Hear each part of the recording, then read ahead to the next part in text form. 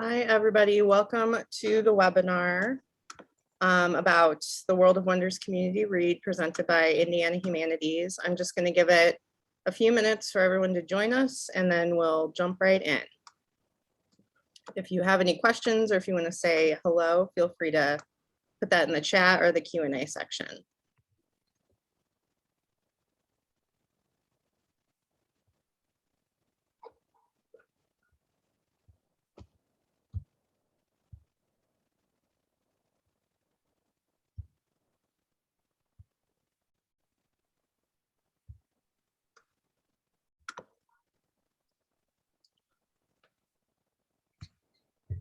I'm just going to give it one more minute and then we'll get started.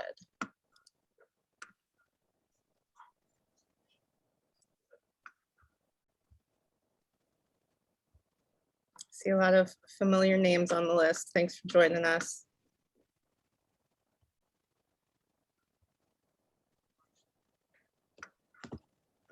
All right, I think our attendance number is holding steady. So I'm gonna go ahead and jump right in here. Thank you all for joining us. This is the webinar presented by Indiana Humanities about our new statewide read selection, World of Wonders, and particularly about the community read program, how that works and how you can apply and get involved with that work. So again, thanks for being here. Give you a formal welcome and introduce ourselves. So if you don't already know me, and like I said, there are a lot of familiar names on the list, so it's good to virtually see you all. I'm Megan Tulligman. I'm the Director of Programs at Indiana Humanities.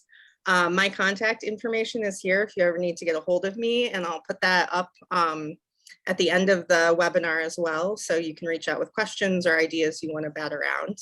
And Sam, do you want to introduce yourself? Sure, yeah, I'd be happy to. Hi, everybody. My name's Sam Opsel. I am one of the brand new program associates with Indiana Humanities. So I'm super excited to be here today and to dive into One State, One Story, just like the rest of you. Thanks for being here, Sam. And Sam's right. He is a brand new employee and he's been helping out getting started with the community read. And if you do end up participating, you'll be hearing a lot more from him. But he's been great in getting us started so far this year. So just an overview of what we'll talk about today. I encourage you as we're going along here to use the chat or the Q&A function to ask questions or give comments. Sam's going to help me monitor that, and Sam, just interrupt if there are any relevant questions, though we will have time for more questions at the end. So we'll kick off. If any of you are new to Indiana Humanities, we'll start with just a little bit of information about who we are and what we do beyond this community read program. And then we'll get into some information about our new thematic initiative, which is called Unearthed, and it's all about how we relate to our environments. Then we'll get into One State, One Story, what that statewide read program is and everything you can expect from us in the next year or so. And then we'll introduce the community read format, and we'll give you program ideas, requirements and resources for that program, a timeline, and more. And then we'll talk about how to apply.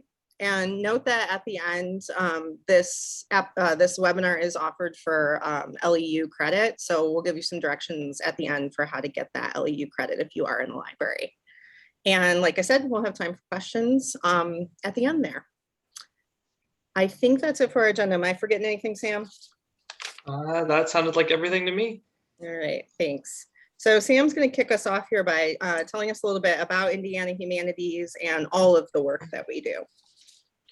Yeah, so as I said before, I'm like new to Indiana Humanities. This is almost a book report for me as much as it is like informative for you. So yeah, let's go ahead and move to the next slide. So Indiana Humanities, talking a little bit about what we are and what we do. We are a statewide nonprofit organization, and our primary objective is to support and create public humanities programs for you all to engage with. If you're new to the concept of the public humanities or just need a refresher, public humanities has a lot of things under its umbrella, everything from history and literature to philosophy and ethics, civics, art history, language, culture, religious studies, and more. It's this huge umbrella with a lot of fun stuff underneath.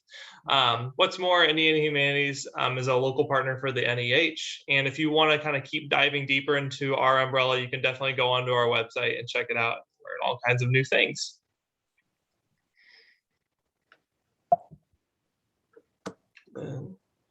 Sweet. So at Indian Humanities, we kind of have two primary roles. One of those is grant maker. We offer a ton of monthly $3,000 grants for the public humanities and any programs that your organizations want to offer. We also provide larger grants on a semi-annual basis for those bigger programs. And we also, or additionally, we provide research fellowships and all sorts of fun stuff. So definitely go check out our grants website. I know our director of grants, George, would love having you all come visit his area of the website. Beyond that, though, our second responsibility or our second role at Indian Humanities is to be a program partner. So we develop a lot of our own Indian Humanities-led programs. And if you're familiar at all with our organization, you've probably heard of some of these, such as In Conversations or Campfires, where you go hike on some trails in Indiana with a naturalist, a humanist, and have some good discussion while you're hiking. Chew on This is more food-centric. And of course, the ever popular historic bar crawl in Indianapolis. Great, thanks, Sam. Yep. So as Sam kind of described there, the humanities are a vast collection of disciplines. A lot of things can fall under the humanities, and tasked with the mission of promoting the public humanities in Indiana, we decided to approach our work through themes. So every few years we pick a new theme and use the humanities to investigate all elements of that particular topic. So you might, if you've been involved with our work for a long time, you might remember as far back as Food for Thought, where we talked about food cultures in Indiana. More recently, we've done Quantum Leap, which was STEM in the humanities. Particularly memorable from that scope of work was our Frankenstein statewide read. It was the first time we did one state, one story, and we loved it so much, and it became so monstrous that we kept doing it. So I can talk a little more about Frankenstein later when we talk about the one state, one story format. And then we just wrapped up during the pandemic a program about urban-rural dynamics in the state. And so obviously a lot of our big plans for that theme got frustrated by the pandemic, but we did have a really successful 2 years of discussing these kind of perceived divides in Indiana across urban, rural, and suburban lines. And had many different programs to get people kind of talking about those issues. But now we've entered a new theme, and it's called Unearthed, and it's all about the environmental humanities, so how humans relate to their environments in deep and complex ways.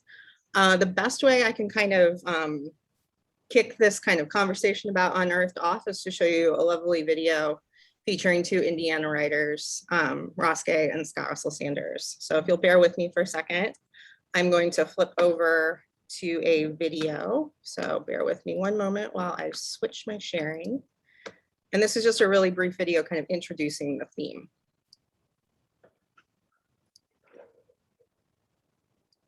If you find yourself half naked and barefoot in the frosty grass, hearing again the earth's great sonorous moan that says, you are the air up and now and gone, that says all you love will turn to dust and will meet you there, do not raise your fist.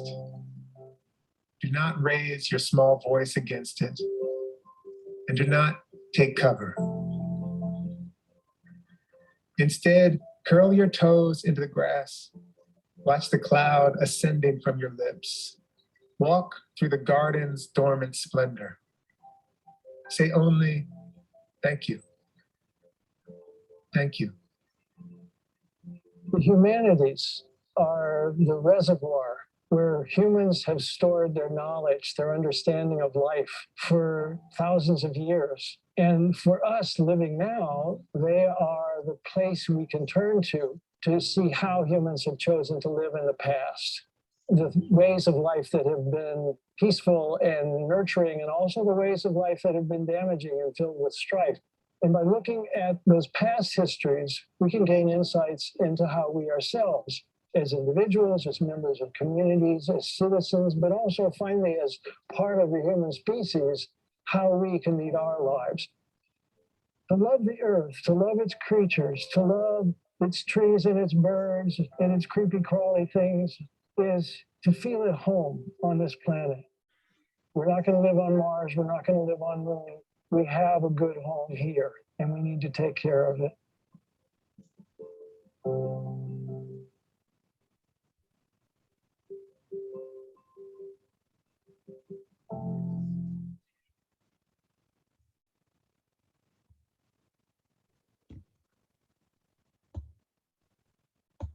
So that was just a brief kind of introduction to some of the deep ideas that are at the heart of this theme. And I can't say it much better than Scott does in that video about how, you know, the humanities give us deep insight into how we have connected with nature, past, present, and potentially into the future.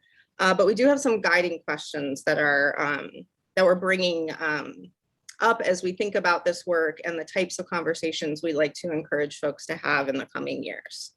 So those questions are briefly articulated here. The first is all about Indiana's environmental history. So what is our deep history of our relationship with the land reveal about how we live today, where we live, the kind of relationships that, you know, our homes have to the land around them. That is kind of one major theme that we're hoping folks can talk about through the coming years. We're also curious about how the humanities can help us understand our relationship with the natural world. So on a one-to-one basis, how do we see that relationship? What governs that relationship? How would we describe it? And I actually think World of Wonders, our book selection for One State, One Story, is very much about that relationship. We're also curious about how our understanding of nature affects our actions towards the environment. So how do these relationships, as we describe them, end up affecting what we do in relation to the natural world in terms of, you know, policies or other systems that govern that relationship. And then finally, we're thinking about environmental change and how that impacts our understanding of humanity's legacy. And we're really interested in this question of, are we being good ancestors? I always reference this Charles Dean quote from 1916, where he was reflecting on, he was the first state Hoosier forester, and he was reflecting on how much of Indiana had been deforested by 1916. And he said, you know, what will be left in 100 years? And now that we've passed that point, there are moments for reflection about our legacy in relation to the land and if we are being good ancestors 100 years hence. So those are kind of the big questions at the heart of Unearthed. And these are the big lofty things. But we have really fun and engaging ways to, I think, bring these questions to individuals and communities and hopefully have some good conversations about these big ideas. So Sam already mentioned a few of these programs, but I'll just go in slightly more depth about what's going on with Unearthed. He did mention campfires, and you saw a lot of footage in that video from our campfires treks. That's where we take literature out into nature, and a scholar and a naturalist lead us on a hike or a float. And we have conversations based on passages that we read along the way. Next up is a tour of the Smithsonian's Waterways exhibition. That is currently touring the state right now. It goes to 6 sites in Indiana for 6 weeks each. And I encourage you to go to our website and see what location might be nearest to you. Waterways is currently, as of about a week ago, 2 weeks ago, has landed in Rolling Prairie, Indiana in LaPorte County. And they're having some really interesting programmings about all of the various bodies of water up there in the region. So they're talking about Lake Michigan and Kettle Lakes, and also their watershed system up there. So each local community kind of puts their spin on it. So I encourage you to check out that Smithsonian exhibition and see if it's coming to a community near you. Next up, we do curate a list of talks, an Environmental Humanities Speakers Bureau. I will get into much more depth about that in a bit here, but it is another resource available to you right now if you want to start encouraging people to have these conversations in your community or at your organization. We're here today to talk about One State, One Story, which is kind of a center point for all that we do with Unearthed, is coming together around our book selection, and we'll get into more depth with that very soon. We also funded 6 films about Indiana's waterways. Those films will debut early next year with a film tour and some virtual opportunities to screen those. So I encourage you to check those out when they are available later this year. And then finally, we are experimenting a bit with a podcast. We worked with a podcast producer named Alex Chambers, and he's asking Hoosiers, what do you envision for the future and how might we survive it? And so he's collected interesting stories and reflections from Indiana folks about what they're doing in their own lives to kind of account for what we might see in the future. But beyond the podcast, there's much more. So this is just a short list of kind of everything we have planned right now. Our themes are for multiple years, and so we always invite collaboration or conversations about potential programs. We like to experiment with new program formats, so I'm always encouraging people to reach out and have a conversation with us if you have ideas that you think we could help support. So within those themes, I did want to go just a little deeper into a few things that might be relevant to you in addition to the community read. The first is the Speakers Bureau. So we have opportunities for folks to host an Indiana scholar on a variety of talks. And you can do that for free or nearly free through our Speakers Bureau program. Right now, we have a curated list of 25 talks, but we'll be adding to that as the program goes on. Right now, the talks are wide-ranging. We have talks related to ecology and watershed connections, food systems, climate change, particularly as it's related to philosophy. What does it mean to be human in the age of climate change? There are several talks about Indigenous history and culture. Many talks about the idea of the wilderness. What does it mean to be wild? There are several talks about environmental racism, and particular talks about environmental histories of Northwest Indiana and Central Indiana. There are several talks about how we represent nature, so in literature, poetics, painting, and more. There are talks that dig into Indiana's particular environmental history, like the Everglades of the North. And then also there's several talks about that are kind of in the realm of religious studies. So how does theology or spirituality intersect with nature? And what is that relationship like? And there are many more than that. So that's kind of an overview of the talks that are offered in the Bureau right now. And I just wanted to bring it up because we do have an opportunity. We have some stipends still available to host speakers. So if you think you might do a statewide read next year, but you're itching to do something in the next few months, you can apply to host a speaker for free right now in your community on a first come, first served basis. So I encourage you to head to that link and check it out. And Sam, maybe you could drop that link in the chat when you have a minute. So basically, if you apply to host a speaker and you're approved, Indiana Humanities pays the speaker's set $400 fee so that you don't have to take that on. Your organization is just asked to cover any travel or lodging needs if those are requested by the speaker, but virtual programs are completely okay as well, especially given what's happening with the Delta variant and whatever policies are enacted at your own organization. So you can browse the catalog and apply to host a speaker right now by following that link. And we're happy to answer questions about that or give you more information if it sounds interesting to you at your organization. One other opportunity we have right now that might be useful to libraries or anyone that is hosting book clubs or conversations about books is Novel Conversations, which is our free statewide lending library for book clubs. We've actually curated a collection of book sets related to Unearthed, and you can view the collection and learn more about novel conversations at the link here as well. I know I saw on the list, and I see Karen Witt's chatting with me as well, that Novel Conversations is one of our oldest and most loved programs. So I'm sure there are a lot of Novel Conversations users on the list, but we have about 900 titles, I think now, at last count in our Novel Conversations library. And you can check these out. They're usually sets of about 12, and you can keep them for a few weeks, have a book discussion, and then send them back when you're done. So that is Novel Conversations. And my colleague Bronwyn has put a very wonderful list of particular titles related to this theme together. So I encourage you to check out her Novel Conversations collection. All right, so those are two other programs before we get into One State, One Story, but I did want to give you the information about those because particularly if you're at a library or interested in starting to host some of these conversations, those are two programs you can hop into right now. But you're here today to hear about One State, One Story, and in particular, the community read. So One State, One Story is the name of our statewide read program.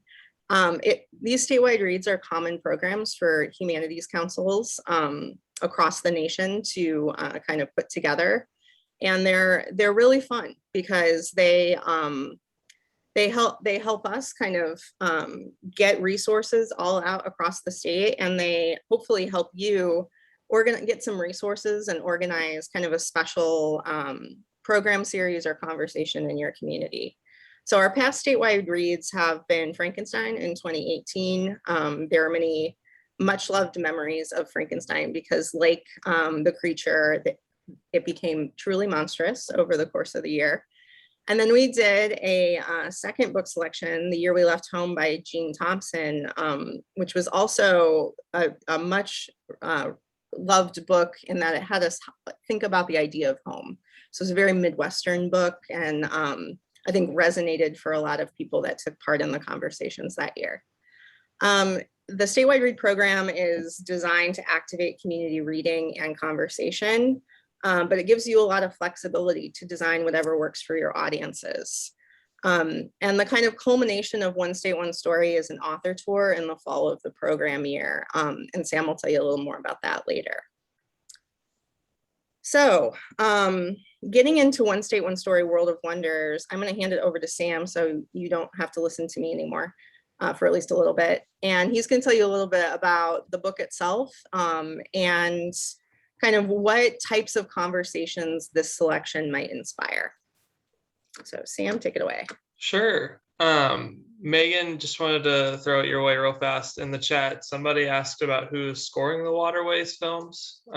If you want to respond to that now, you can, or just respond in the chat, but wanted to give you a heads up. Yeah, I'll go ahead and respond. So we fund the filmmakers, and the filmmakers do their own production and scoring. But Jenny, I might just private message you because I think the classical music indie connection would be great for any of the filmmakers that might be looking for scoring services. So I'll shoot you a message. Thanks for that question. Awesome. All right. So as Megan has talked about, we are really, really excited for World of Wonders to be our book for the One State, One Story here in 2021, transitioning to 2022. So if you're unfamiliar with the book or haven't picked up your copy yet, just wanted to kind of give a quick log line about what World of Wonders is. So World of Wonders is by Amy Nezu-Kumatatel, and it is a collection of her nonfiction essays. They tend to be about the natural world. Usually each chapter or essay is about an organism, whether it's an animal or a plant, and about the life lessons it can teach and support and inspire us with. And quite often in each of these essays, each animal is then, or plant life organism is connected to her life experiences as a woman of color living and growing up here in America. And throughout these essays, she'll kind of move between the curiosity and the grandiosity of these more than human organisms, as well as the perspective she then receives from that same natural world. So then a little bit about Amy. She is 100% somebody that was born and raised here in the Midwest, born in Chicago, attended Ohio State where she earned 2 degrees. Right after that, she then moved into a creative writing fellowship at the University of Wisconsin-Madison. I know she's lived a lot of different places, and as you read the book, you'll see that. But currently, she lives in Mississippi, teaches at Ole Miss as an English and creative writing professor. She's earned a poetry fellowship through the NEH before, and just last year, she was named a Guggenheim Fellow in poetry. So Amy is amazing, and as you read the book, you'll see why we think she's amazing. All right, so just kind of like elaborating a little bit more about World of Wonders. We talked about some of our big questions with Unearthed earlier, and we have some big questions we want to kind of specifically focus on when we go through World of Wonders here. So the first one is, how do we shape the environment? How does the environment shape us? With that, we have other questions like, how do human perspectives affect our understanding of the more than human world? What plants and animals have you related to or had special relationships with? And how do our relationships with nature affect our actions toward the natural world? And all 4 of these questions, we want to help give you all a sense of the conversations you can have as you work with this book, or apply to work with this book over the coming year. Between the natural world and the changing environment, we think there are ways that you can gain, or you can facilitate conversations where folks can gain perspective about how these 2 concepts affect their life. And as you read through World of Wonders, you'll definitely see how these 2 items, the natural world and changing environment, affect the perspective of a woman of color here in America. I know my favorite chapter when I was reading through is actually kind of a deviation from her norm, and it's just a list of questions that she has from her 2 sons as they explored I think it was a butterfly festival throughout the day. And there's some very funny ones in there because can I go to the bathroom gets repeated over and over again, and where's food and things like that. But there's some more deeper questions like, why does this animal have camouflage? Who is it hiding from? What does it mean to have a shorter lifespan? All these types of things. And I think it's very representative of both the humor and heart at the center of World of Wonders that we really appreciate. Megan, did you want to give a shout out for your favorite chapter? Yeah, it's hard to say. The great thing about this book is it's the type of book that I've heard multiple people say, I sat down and I read it in one sitting. It was amazing. Yep. But it's also, because it's 28 really short essays, it's great for just kind of dropping conversations too. The essays are short enough where you could organize a reading around just like one piece, and or have people come together for a discussion of the whole book. I think some of my favorite essays, I really love the piece about the axolotl, and about, there's a chapter about peacocks as well. And I think they're, again, both really great reflections on her childhood and feeling kind of ostracized because she had parents that were not from America. But through the natural world, she's given perspective and kind of solace when humans maybe aren't so nice to each other. She looks to nature for different perspectives on what she's experiencing in her childhood. So every chapter is just packed with like amazing imagery, and they're often very funny essays, but often they can be very sad as well. So I have some favorites, but yeah, those are 2 that really stick with me over time. Not to tease too much of the book, but the peacock chapter is one I've probably thought about at least once a week since reading it. That one affected me quite a bit as well.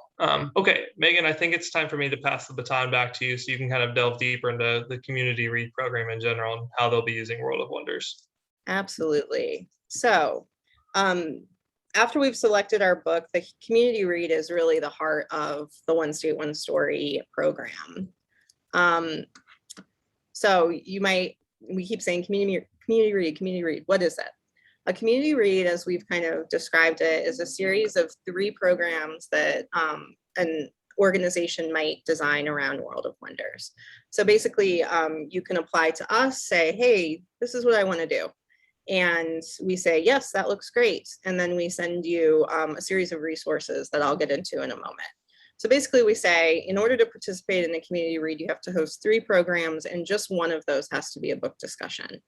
Often these community read hosts are libraries, schools, civic organizations, and other nonprofits. We've actually had a wide variety of partners.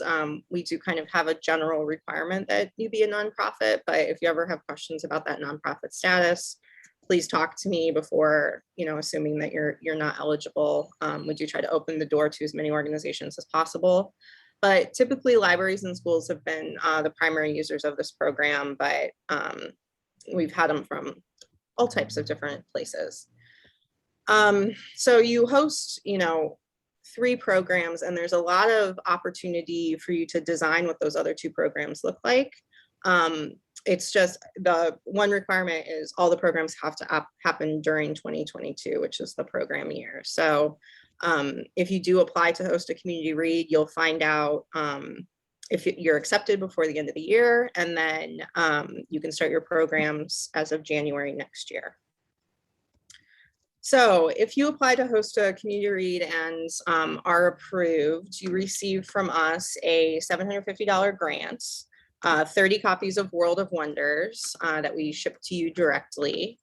You get a program guide with tips, resources, and requirements. The program guide in its first iteration is on our website now, so you can check it out. This is the cover here off to the right. And the program guide is very much kind of a living document.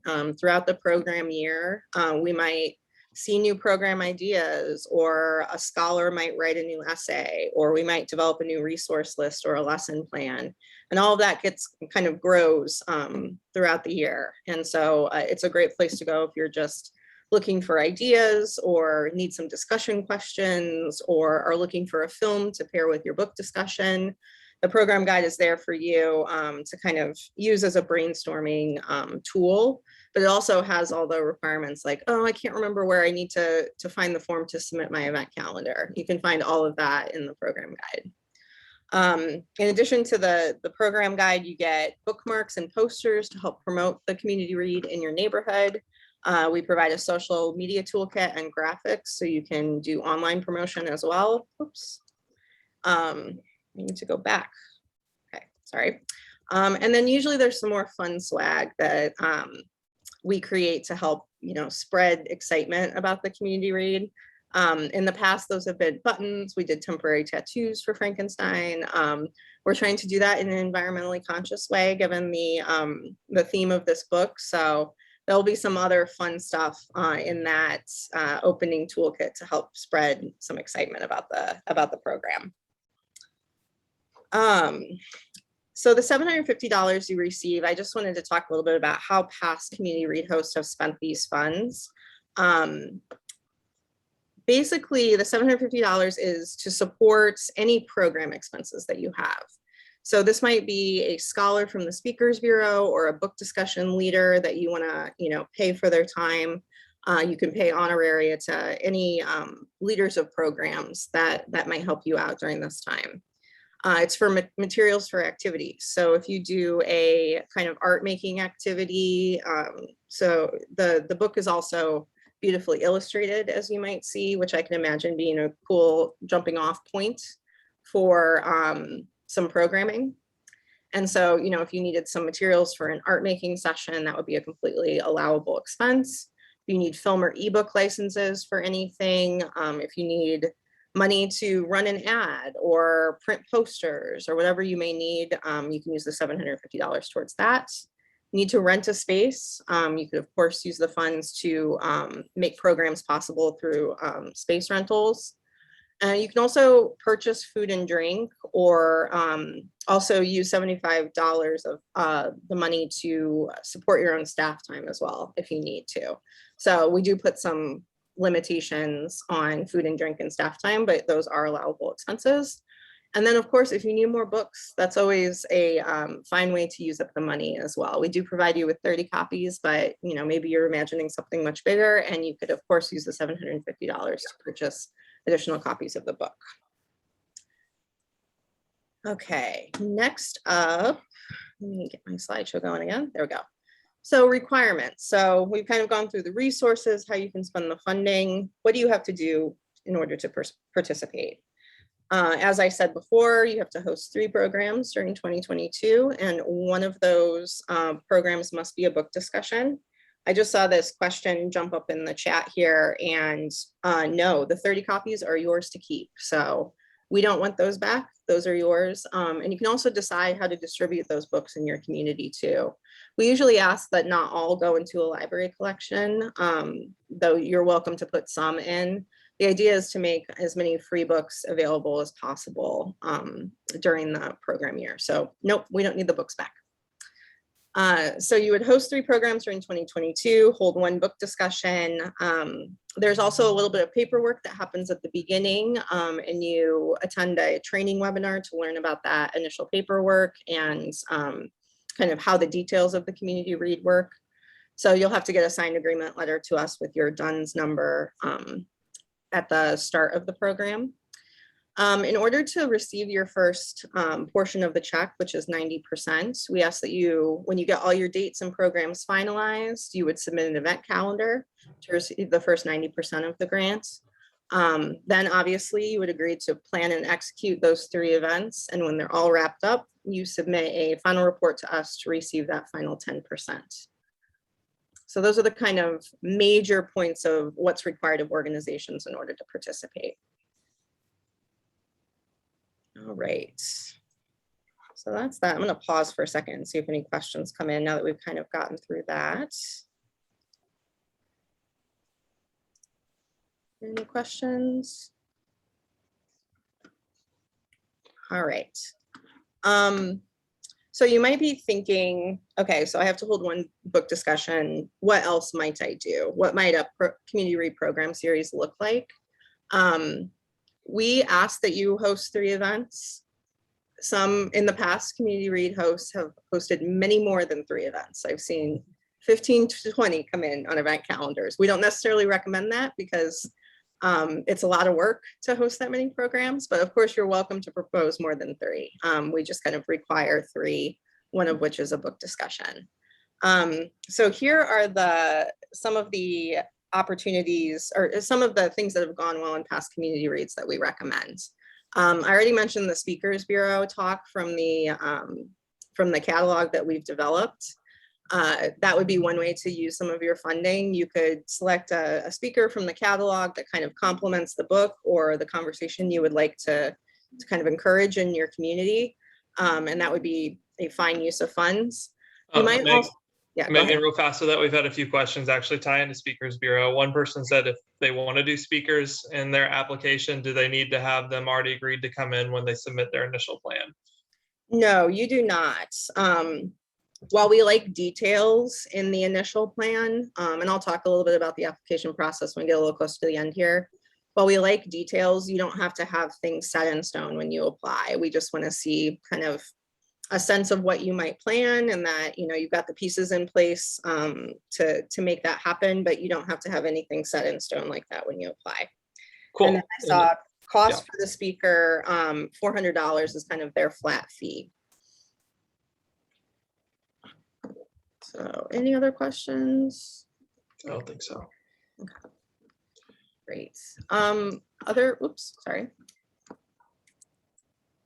Other programs you might plan as part of your series. We've seen a lot of successful read-alike programs for children of other ages. So this is actually, World of Wonders is a book that would do well for a high school audience, but might not be great for middle school or elementary school. There might be sections of it that could work, but it's likely that you might want to find a title that brings up a lot of the themes of World of Wonders, but is better for different age groups. So we've seen a lot of successful story times, and we're actually working with the State Library to design some specific kits that would be available to encourage story times around World of Wonders as well. So that's been a successful companion program. I've also seen, and I kind of said this already, but writing or art making activities tied to the themes of the book. We do like to, encourage people to have conversations through those programs.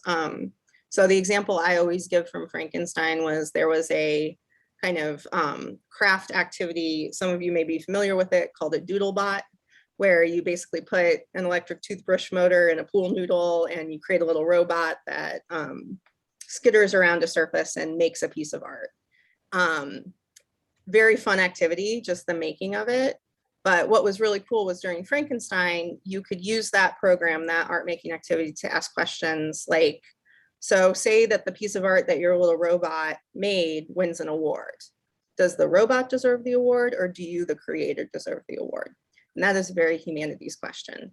And so we always encourage folks that when you're doing like writing or art making activities, how can you tie those things back to the themes of the book? You also might design a pop-up exhibit.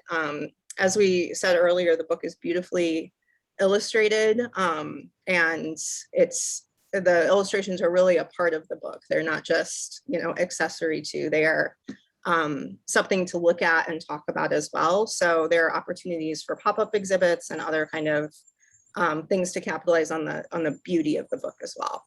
Sam, do you have favorites from this list that you want to that you've thought about as potential program ideas? Yeah, definitely. I mean, I am a huge film nerd, so anytime a film screening idea gets popped or thrown out there, I'm always gung ho for it. I know we are working on developing, and I think will be published sooner than later, like film screening ideas and read-alike ideas. So that way you all aren't kind of starting from scratch. We kind of look for films and books that kind of tie in with the thematics of World of Wonders. So keep an eye out for that. I also actually really like the art making idea. I know you kind of alluded to this earlier, Megan, but World of Wonders, at the start of a lot of the chapters, there's some kind of beautiful, like handwritten or hand crafted drawing of the animal or creature or plant organism that's being discussed in that chapter. And I think there's really cool opportunity there for people to mirror that in their own life and draw whatever organism inspires them and kind of write a quick essay about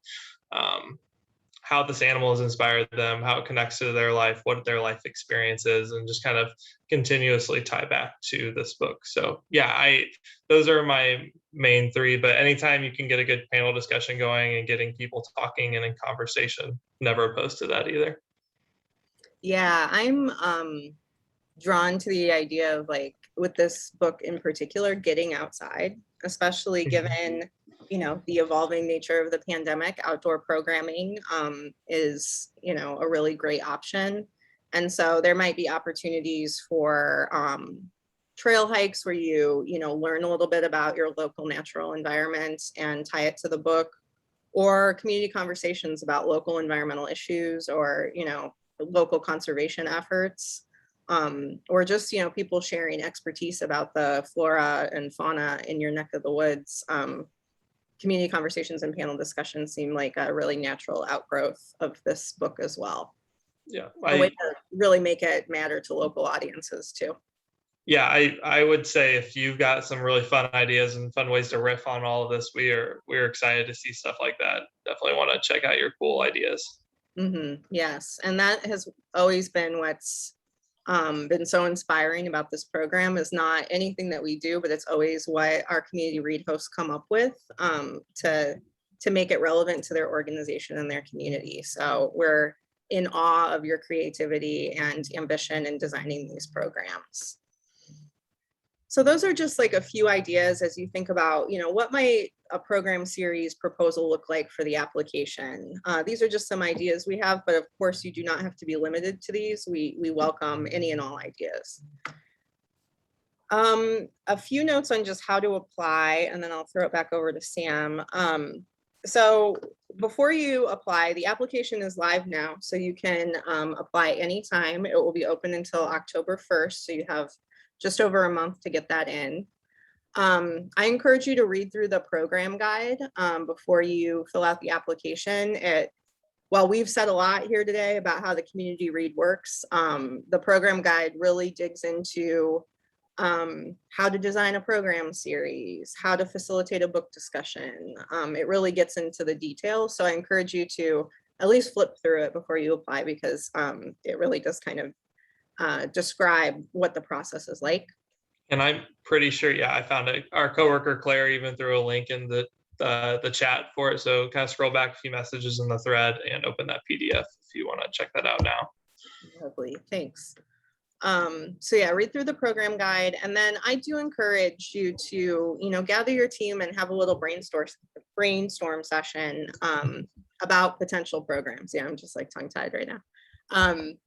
So while like I said earlier, you don't have to have anything set in stone when you apply. Like you don't have to know this speaker on this day. Like you don't have to get into that level of detail, but some detail is really helpful to the review committee to help them understand, how you'll use the funds and what you have planned, and just see that some thought has gone into how you might design the series in a way that makes sense for your organization and your community. So I do encourage you to put a little time into brainstorming those ideas. And the application form asks you to kind of describe what you have planned, any additional partnerships, local environmental organizations you might bring in, facilitators, scholars. The application would kind of like you to go into some depth about, what you're envisioning. And there's also a section, just a brief budget draft, like sketching it out. We'll spend this much on speakers. We'll buy some more books for this much. We'll use this much for program expenses. You do not have to have a very detailed budget, but just a kind of draft of how you think you might use the funds. And I just saw a question come through, so I'm going to pause there. I have a few questions. Oh, great. Okay, so for library systems, can individual branches apply, or is that something where only the system can apply? Yeah, that's a great question. We have had individual branches apply in the past. I think depending on demands, we might award it to a system if we had great demand for the program. So we typically award about 30 of these programs. So if we need to turn some folks down, we might consider applying to or awarding to a full system if multiple branches had applied in that system. But let me know. That's a good question to email me and just kind of let me know what you're thinking about in terms of branches versus full systems. That's a great question. Second question is, if they apply to have a speaker from the Speakers Bureau for the community read, is the $400 fee something Indiana Humanities covers, or does that come out of the grant? Yeah, so the Speakers Bureau application form, which kind of runs as a separate program, will be open several times throughout the cycle of this grant. So if you don't apply through that program to just host a speaker, it would come out of your $750 grant. But if you do get approved for a stipend, we would pay that directly, and you could have the $750 grant for your own purposes, if that makes sense. Awesome. And then last question I'm seeing right now is, if they're not awarded a grant, are there still ways for a library or other organization to participate? Yes, we do try to meet the demand that we get. I mean, we don't really know how many applications we're going to get. So hopefully if you do apply, you will get awarded or pretty close to that. We'll see what happens. But the resources we make available to anyone. So the program guide and all the ideas in that are made available. There are downloadable poster templates and resources like that are available. And then we always order extra, as we call it, collateral. So bookmarks, posters, whatever special swag we produce, we always order extra of that. And so if you don't end up getting a community read grant, but you still want to participate in some way, you could always just email us and we can provide you with some of the tangible resources to help you organize something in your community. Anything else? Scrolling. I think we're good. Okay. Yeah, so those are the details on how to apply. The application form is open now. It's a pretty simple application, but again, if you're reading through it and you have any questions or you want to run a program idea by Sam or I, just feel free to email either one of us. And you just need to fill out that application form by October 1st of 2021. All right. Claire just gave a great shout out in the chat that we also have a set of the World of Wonder books available via the Novel Conversations program that we discussed earlier. Yes, good call, Claire. So if you, if you're at a library and you just want to host a one-off book discussion to be part of the statewide read, but you don't want to commit to the full grant, You could check out the books via Novel Conversations, have a book discussion, and just return them when you're finished. So yes, that's a great call, Claire. Thanks. All right. While you are all kind of percolating on your questions, Sam's just going to give a few details on LEU credit. Yeah, so if you want to get some LEU credit for this webinar, you can definitely direct message me using the chat box for this webinar, or you can just email me with the email address here on the screen, and I will make sure you get that certificate by the end of the week. Does anybody have any questions regarding that or related to that topic or in general?